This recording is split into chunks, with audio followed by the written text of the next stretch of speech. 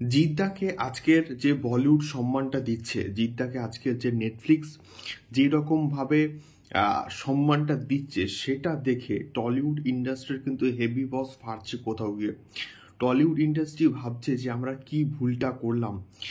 আমরা এটা দেখতে পেয়েছি গতকাল বা তার আগের দিন যখন খাঁকি দ্য বেঙ্গল চ্যাপ্টারটা মুক্তি পায়, তখন ঠিক রাতের দিকে কিন্তু একটা ট্রেনে একটা হিউজ হিউজ লেভেলের কিন্তু প্রমোশনস হয়েছে এবং সেখানে জিদ্দা কিন্তু লাইভ করছিলেন এবং আমরা দেখেছি পুরো ট্রেনটা, সম্ভবত মুম্বাইতে এটা কিন্তু হয়েছে, মুম্বাই হাওড়া একটা ট্রেন, গোটা ট্রেনটা খাঁকি দ্য বেঙ্গল চ্যাপ্টারের যে পোস্টার সেটা দিয়ে কিন্তু মোটামুটি ঢাকা ছিল।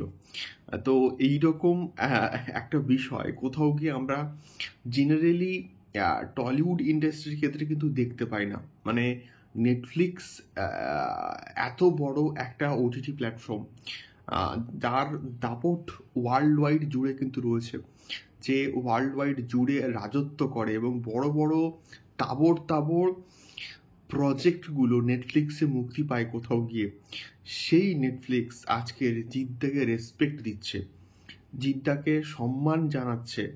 এর থেকে বড় খুশির খবর আর কি হতে পারে? যেখানে জিদ্দাকে প্রচুর অ্যাওয়ার্ড শো থেকে বঞ্চিত করা হয়েছে, জিদ্দাকে যে টলিউড ইন্ডাস্ট্রিকে জিদ্দা ন্যাশনাল লেভেলে নিয়ে এসছে চেঙ্গিজের মাধ্যমে, এই খাঁকির মাধ্যমে, সেই জিদ্দাকে টলিউড ইন্ডাস্ট্রি জাস্ট ইগনোর করছিল কোথাও গিয়ে। সেটা সত্যি বলতে দেখে তো বস আমার একদম পোষায়নি। এবং তার সঙ্গে সঙ্গে এই রেসপেক্টটা হওয়া বা যে দিচ্ছে নেটফ্লিক্স, তার ফলে অনেকের কিন্তু ফাটছে, অনেকের হিংসা হচ্ছে যে দুই যে আমাদের মেরুদণ্ড দেব এবং জিদ্দা, তারা যখন বাংলা ইন্ডাস্ট্রিকে একটা অন্য উচ্চতায় নিয়ে যাচ্ছে, অনেকে সেটা দেখে ভাল লাগছে না।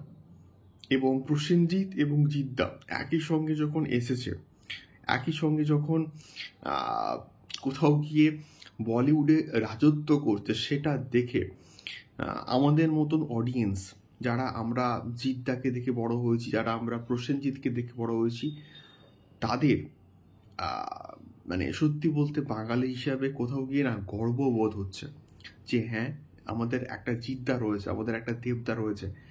এবং দেবদা ইন ফিউচারে যদি এরকম কোনো পসিবিলিটি আছে বা চান্স আছে, অবশ্যই কিন্তু ন্যাশনাল লেভেলে তো অবশ্যই কিন্তু কাজ করবে বলে আমি অ্যাটলিস্ট মনে করি।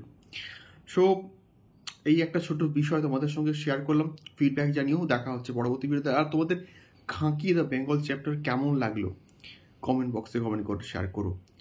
টাটা।